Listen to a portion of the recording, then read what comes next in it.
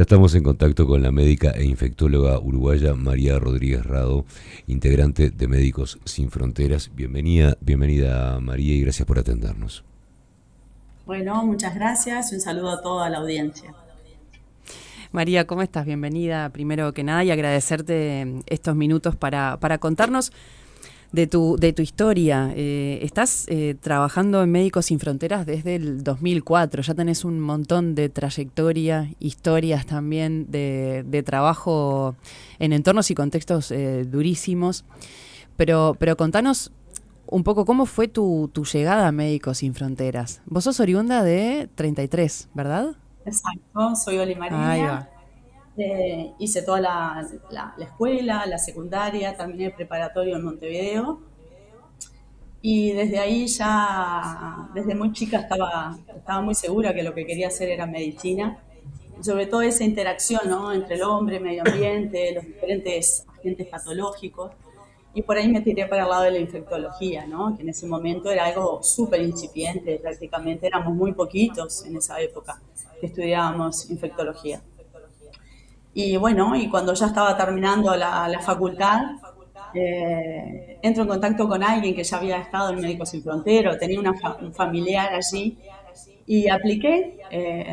Estaba recién recibida de médico y mando todo, bueno, muy entusiasmada, ¿no?, en poder participar y poder conocer vivencias de otros mundos y sobre todo vulnerabilidades, ¿no?, de atender vulnerabilidades y necesidades médicas no satisfechas. Y Hablabas, bueno, y así hablabas, fue que, sí, perdón, pensé que habías terminado, discúlpame, seguí, por favor, te no, interrumpí. tranquilo.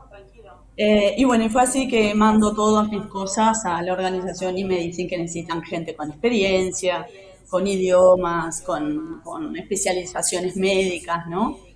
Y bueno, y fue así que me coloqué a hacer todo lo que me solicitaban. Y un poco de casualidad, cuando estaba terminando la parte de infectología, la forma de posgraduación, estaba estudiando en Barcelona como parte de la pasantía de posgrado y de casualidad encuentro a la Oficina de Médicos Sin Frontera España y ahí, bueno, fue que entré y ya no he salido más. María, hace un ratito estabas hablando de otros mundos, ¿no? Y uno se pregunta en lo que tiene que ver con medicina, más allá de que la medicina, vos corregime tranquila, pero la entiendo como una carrera universal a la hora de estudiar. Al enfrentar nuevas situaciones, uno también enfrenta nuevas situaciones en lo que tiene que ver con la salud. Y es como que hay algunas cosas que se reaprenden, quizás en esta Ujú. carrera, estando en el campo, trabajando, como bien decías vos, en otros mundos. Totalmente, o sea, en realidad la medicina debería ser única para todo el universo, ¿no? No un privilegio, sino un beneficio para toda la gente que de alguna forma la necesite. Según es definida la salud, no es la ausencia de enfermedades, sino un bienestar psíquico, físico y de la interacción con su medio ambiente. Pero bueno, eso estamos muy lejos de poderlo tener, en algunos lugares más cerca que en otros, y se da todo lo que tiene que ver con los contextos de cada país, su contexto político, social, organizativo, ¿no? Que todo eso influye mucho en cómo la gente o sus comunidades pueden llegar a tener acceso a su salud. Y además, María, ustedes en Médicos Sin Fronteras hemos hablado con la coordinadora regional hace ya Ujú. unas cuantas semanas y siempre plantean esa combinación que se da de las extremas complejidades en territorio, más en este caso estamos hablando de temas de salud, más situaciones políticas, sociales, económicas extremadamente complejas. ¿Cómo es trabajar en la medicina en territorio en países tan distintos, ¿no? Estábamos repasando un poco tu trayectoria Ujú. en Sudán del Sur, en México, en Níger, en Zimbabue, en Yemen, en Tanzania, en Etiopía, en Ucrania. Son realidades, cada una de ellas es extremadamente compleja y con sus distintas variantes, ¿no? Pero ¿cómo es el rol Ujú. allí en territorio, teniendo que, bueno, también aportar ese factor humanitario tan importante, ¿no? El curar, el ayudar, pero también terminar ejerciendo otros roles. Bueno, en realidad lo que tú dices es tal cual. Son diferentes contextos, diferentes sentimientos, diferentes entendimientos de la salud o del sufrimiento. Pero lo que sí es común a todas las comunidades, a todos los pueblos, que el sufrimiento es único, ¿no? Y es algo imperceptible, lo podemos definir así, que es algo muy personal, pero a la hora de sentir el dolor, por lo menos una apreciación personal, el dolor es universal. Entonces, todo lo que tiene que ver con las pérdidas traumáticas, ¿no? Como puede ser bajo un bombardeo o cuando hay un ataque masivo, como está sucediendo ahora mismo en Darfur o en Sudán, son sufrimientos que eso es transversal a todas las comunidades. Sí, cómo ellos lo pueden procesar, cómo lo pueden, digamos, adaptar a su vida cotidiana, ¿no?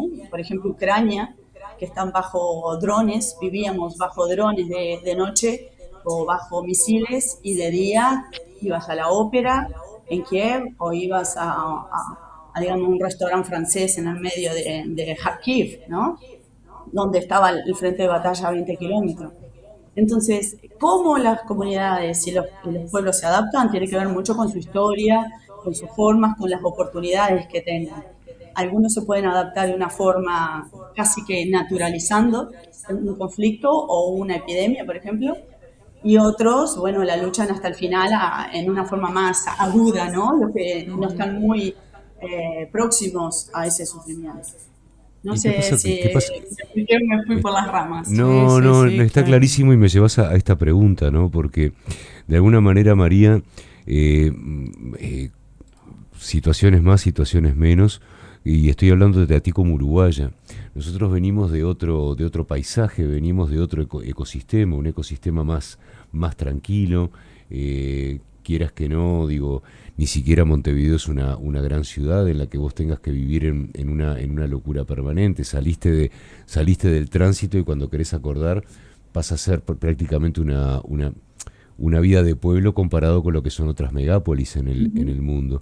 ¿Qué es lo que pasa con el adaptar, por ejemplo, para ti como doctora, para ti como uruguaya, el oído, la nariz, porque está lo que uno escucha, lo que uno huele, lo que uno ve, y me imagino que también hay un proceso de adaptación a todo eso, porque el médico, más allá de lo profesional, tiene que ser una especie de apoyo espiritual también para la persona. Cuando estoy hablando de espiritual no estoy hablando de religión, estoy hablando de un apoyo, un apoyo anímico también para esa persona.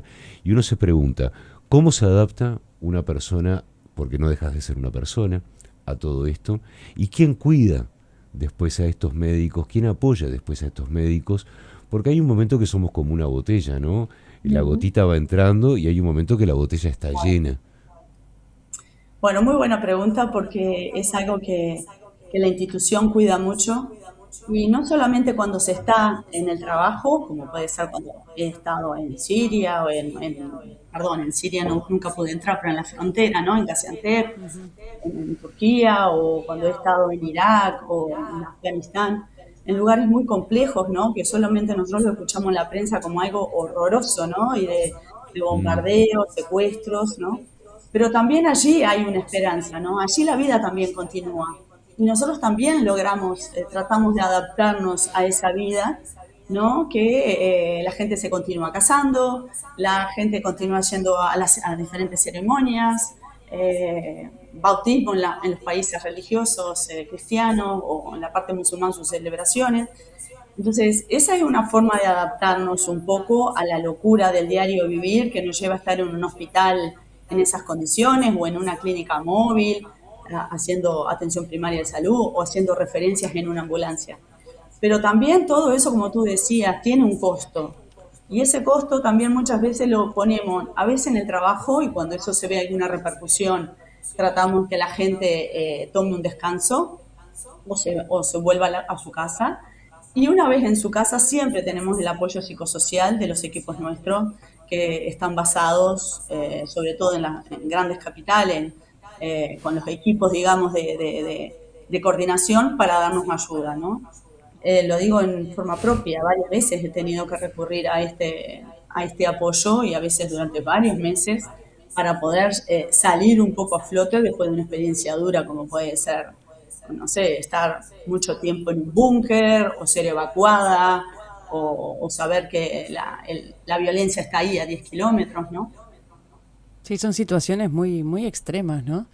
Y en Son contacto situaciones extremas con en las la que estamos incertidumbre hablando, absoluta todo ¿no? el tiempo.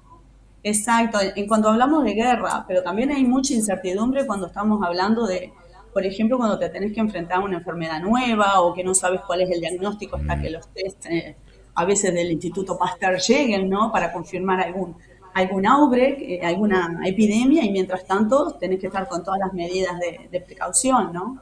Mira, justamente de eso quería preguntarte porque en el 2020 con la pandemia también te agarró el tema del COVID en México, ¿verdad? Sí, A cargo de la investigación un poco de qué era lo que estaba pasando y estabas en México. exacto. En realidad me agarró acá en Uruguay, recién venía Acá llegando. y te mandaron para allá. Eso, estaba cubriendo una epidemia de cólera en Camerún y haciendo una campaña de vacunación, ¿no? En una zona muy complicada de poder acceder, lo hacíamos en unas barquitas. Así vacunamos 45.000 personas en Camerún a través de unos botes pequeñitos.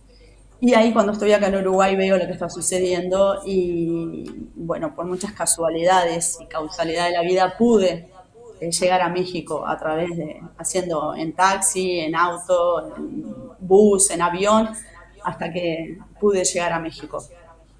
Y ahí la situación era tremenda. México junto con Brasil y Estados Unidos eran los países de las Américas con más casos y la mortalidad más alta y con una epidemiología que iba subiendo, subiendo y aquello no se veía. Una luz, estamos hablando del inicio del 2020, no estamos hablando de... Yo llegué allí en los inicios de abril a México. Y bueno, y ahí tuvimos la suerte que había una sociedad civil mexicana que se había organizado mucho en el estado de Tijuana, que era un estado sumamente frágil, ¿no? Es uno de los puntos de tránsito humano más grande del mundo, ¿no? Por donde se transita hacia Estados Unidos y se vuelve de Estados Unidos hacia las Américas, del central y del sur.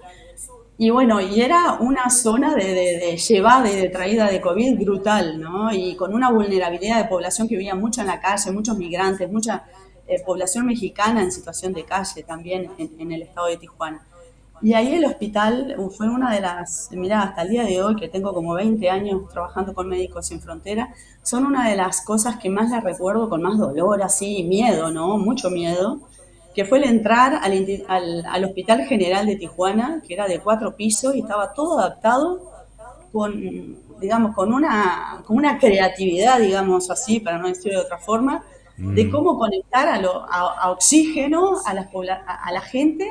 Era brutal. La emergencia, por ejemplo, estaba habilitado para tener 20, 30 sillas entre sillas y camillas y ahí había 100 personas, uno arriba del otro con su mascarilla que conseguían no sé cómo.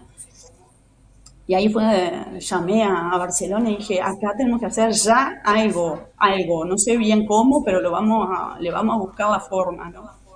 Y bueno, y encontramos una sociedad civil, digamos, muy organizada que había hecho en un campo deportivo como podían unas camas y habían conectado oxígeno y lo que le faltaba era la parte técnica y de medidas preventivas y protocolo y médicos. Y ahí llegamos nosotros, ¿no? Y lo pusimos en práctica, fueron 25 camas, 3 meses intensísimos. Lo que hacíamos era descongestionar al Hospital General de Tijuana, que estaba totalmente, tenía una capacidad de camas totalmente desbordado, de más de 150%, ¿no? Lo que nosotros llamamos que una capacidad ideal de un hospital es entre el 70 y 80 máximo, ¿no? Esto estaba en el Claro, doble, claro. o sea, gente en el piso, de a dos por cama. Y bueno, y fue un suceso y que eso se une un poco con lo que me preguntabas tú, Cairo, que era un poco el tema de cómo te adaptás, cómo te podés organizar. Y bueno, primero que nada es un poco instinto, ¿no? De supervivencia y de tratar de hacer que el otro también sobreviva, ¿no? Pero también tener una estructura logística digamos, y financiera fuerte, ¿no? Para poder que el supply esté ahí, que los equipos digamos, técnicos estén, que el oxígeno sea el bueno, que la perillita que conecta la cánula con el caño del oxígeno, que para mí era todo nuevo, aquel tipo de asistencia, se diera, estudiar mucho, llamar a la gente que sabía más, ¿no? Ver los otros hospitales que estaban funcionando de ese tipo para no compartir los mismos errores. Todo eso fue lo Sí, que nos ayudó mucho a ese estaba, suceso. estaba pensando que más allá de que vos vas con tú y los que son como tú, van con llegan al campo con una respuesta, también encuentran otras respuestas Total, en el campo, ¿no? Es un intercambio de respuestas. total. Y estaba pensando en algo tan muy importante que pasa en esta relación médico-paciente, que es la comunicación. Porque, bueno, uno sabe que el inglés de alguna manera es un idioma universal y que mal que bien todos chamullamos un poquito y podemos llegar a entendernos. Pero me imagino que una de las primeras cosas que aprende un médico extranjero cuando llega a una tierra extranjera son palabras como el me duele en el idioma que se hable ahí y partes del cuerpo en el idioma autóctono también, medio rápido, que, o sea, no es que uno se quiera enriquecer por un tema de ego ni nada por el estilo, es una herramienta más la comunicación para el doctor. Fundamental, fundamental. Mi primera misión, yo me fui pensando que hablaba inglés. Y cuando Claro. llegué allí vi que cero. Y lo que más me valió es aprender el swahili. Y durante Claro. mucho tiempo fui bastante fluente. Ahora lo perdí hace años que no paso por esa parte del mundo, ¿no? Pero eran tres tiempos gramaticales, que era muy fácil porque era con un prefijo que si era pasado, presente o futuro era el mismo, que se le colocaba los verbos. Entonces fue muy fácil eso, dolor, me duele, sufro, me duele acá, fiebre, vómitos, ¿no? Entonces, todo eso, con un profesor, claro, al lado de 2 horas por día de Swahili, fue lo que me ayudó a poder arrancar a comunicarme con los pacientes. Entonces, la comunicación para nosotros es fundamental, no solamente a la hora de trabajar con el paciente, sino a la hora de trabajar con las comunidades, que muchas veces ese paciente depende de una comunidad, ¿no? Si va a ir a un hospital, si la comunidad le dice que vaya. O un gobierno, ¿no? O un ministerio de salud, o diferentes líderes locales. La comunicación para nosotros es básica, sobre todo cuando estamos en una etapa de coordinación. Ujú. María, ¿dónde estás ahora? ¿Estás con alguna misión en algún destino fija? ¿O te agarramos en algún momento Actualmente, no, me de agarran en casa. descanso? Estoy ahora en Maldonado con un Ahora pedido. sabemos que estás en Uruguay, pero no estás en ninguna misión asignada en estos momentos. Estoy trabajando para Médicos Sin Ujú. Fronteras, pero con otro rol. Ahora no Bien. estoy tanto en la parte operacional y de emergencias, sino que estoy en un rol más de recursos humanos y formo parte del equipo de mentores. Claro. En mi área soy la mentora de los coordinadores médicos nuevos que llegan a la organización y una de las grandes herramientas que utilizamos es la parte de Claro. comunicación, como decían ustedes, ¿no? Cómo dirigirnos, cuáles son nuestras metas, cuáles son los objetivos, cómo priorizar, cómo tener un plan, cómo tener un suceso en un hospital, ¿no? Y eso yo formo parte de ese equipo de entrenar personas nuevas y traspasar un poco la experiencia mía en el pasado, que he tenido en el pasado y también aprender mucho de las nuevas generaciones, ¿no? Y sí, no es un trabajo que lo pueda desarrollar cualquiera, ¿no? Hay que tener un temple también muy particular para poder atravesar todas esas situaciones, ser resiliente, poder ayudar al otro y también manejar la propia vulnerabilidad y todo lo que genera eso, ¿no? A lo que se enfrentan. Hay oyentes que están destacando justamente eso, ¿no? Desde Pensilvania nos escriben, María, y destacan que es admirable el trabajo de ustedes en distintos puntos del planeta. Así que queríamos también transmitirte ese Gracias. mensaje de los oyentes. Muchas gracias y sobre todo porque es gracias a los oyentes y a toda la población civil del mundo que nosotros podemos llevar esta ayuda humanitaria que sea independiente, primero que nada, y imparcial y universal, eh, y que es gracias a la gente. Nuestra financiación no es de ningún gobierno, es de personas, de donadores, de socios, que son muchos en el mundo, más de 7 millones, que con ese dinero podemos llevar la ayuda, realmente se lo puedo decir. He estado ahí, he estado hasta hace unos meses ahí y llega y de la mejor manera, ¿no? Tenemos auditorías constantes, tratamos de optimizar el dinero al máximo, que todo paracetamol y penicilina o ampicilina sea realmente usado cuando se necesita, bajo protocolos, con medidas totalmente de seguimiento, ¿no? Yo tengo una pregunta más, María, porque estaba prestando atención a lo que contabas, que eran muchas veces las situaciones en las que encontrabas en el campo, ¿no? Y uno se pregunta, más allá de los conocimientos, más allá de la ciencia médica, más allá de la ciencia de la farmacéutica, de todo lo que es necesario para estas situaciones, ¿qué es lo que pasa con la improvisación?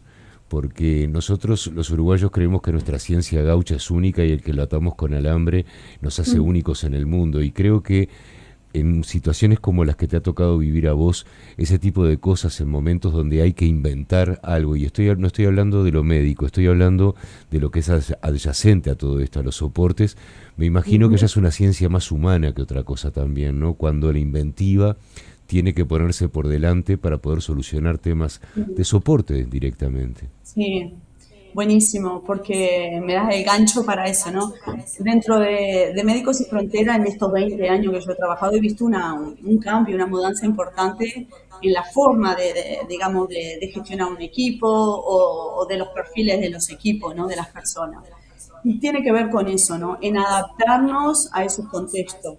Hoy en día tenemos antropólogos, sociólogos, gente que nos ayuda, mediadores culturales que nos ayudan a esa comunicación, a esa interacción con las comunidades, con esas aldeas que quedan en el norte de Sudán del Sur, que no sabes exactamente por qué no quieren ir al campo de cólera donde les vamos a dar todo el tratamiento adecuado y se van a salvar solamente con colocarle una hidratación, o por qué el paciente que no sé qué, que está allá en medio de una IDP con diarrea y sabemos que es una hepatitis C y que podemos vacunarlo, ¿no? De una hepatitis E hoy en día y que le cuesta decidirse. Entonces, creo que esa interacción con las comunidades no es de atarlo con alambre, precisamente, pero sí ser creativos de ver cómo poder llegar de la mejor forma, ponernos en el lugar de esa comunidad, nosotros como extranjeros que llegamos ahí, y trabajar a la par con nuestros colegas nacionales, que son los que nos van a guiar.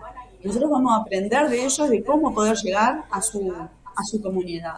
Y esa es una forma que nos ha servido durante estos 50 años que tiene la organización y que seguimos siendo muy bien aceptados. Nuestra forma de protección en los terrenos es la protección que nos dan las propias comunidades, que nos dicen sí, queremos que esté Médicos Sin Frontera acá, o nos llaman que hay una supuesta alerta de una diarrea o de una fiebre o lo que sea para ir a estudiarla, ¿no? Esa confianza, esa asertividad y ese acercamiento con las comunidades son las formas que encontramos, que en un inicio estaban, pero acuérdense que hace 50 años no existía nadie, éramos los únicos, ¿no? Que estábamos Sí, en el totalmente. terreno con muy poca otra gente, por ahí el Comité Internacional de Cruz Roja también, ¿no? Hoy en día la ayuda humanitaria está muy diversificada, hay muchas actividades, muchas organizaciones civiles, religiosas, gubernamentales, de lo que pidas, ¿no? Entonces, digamos, nuestro acierto fue en la proximidad y estar protegidos por la propia comunidad que creen en nuestra ayuda. María Rodríguez Rado, te agradecemos muchísimo estos minutos para acercarnos tu trabajo y también para acercarle a los oyentes tu historia y tu experiencia en Médicos Sin Frontera, de Uruguay a Médicos Sin Fronteras, al mundo. Un abrazo para vos y para toda la comunidad. Bueno, y muchas gracias a toda la audiencia y que entren en la página de MESEF en Uruguay. Sí. Y ahí pueden encontrar cómo colaborar, cómo trabajar con nosotros y cómo apoyar, aún no saliendo de Uruguay. Muchas Totalmente. gracias. Gracias. Gracias. Muchas gracias. Chao, chao.